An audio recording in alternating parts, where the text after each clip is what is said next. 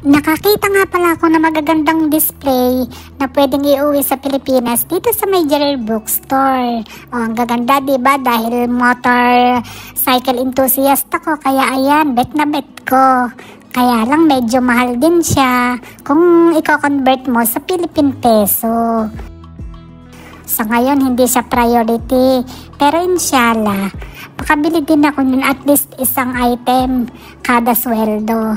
At pag maganda na ang bahay ko sa Pilipinas at tapos ko nang ipagawa, for sure, i-display ko yan. O diba, may mga cellphone booth, may mga robot, nakakatuwa na napakagandang mga koleksyonin ng mga ganitong bagay. O diba, mga vintage, ayan ang mga kotse na mga lumang style, lumang modelo.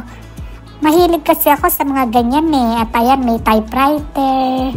O diba, ma-appreciate mo yung mga ganyang bagay pag mahihilig ka sa mga ganyang bagay. Noong bata ako, natatandaan ko, meron akong maliliit na ganan, binili ng nanay ko. Pero sa pagdaan ng mga panahon, nakalipat na rin naman kami ng bahay. Na-misplace na yon, hindi ko na alam kung saan napunta. O diba, at ayan nga, medyo mahal, libo din ang presyo pag i-convert mo sa Philippine Peso. Kaya sa ngayon, tingin-tingin na lang muna.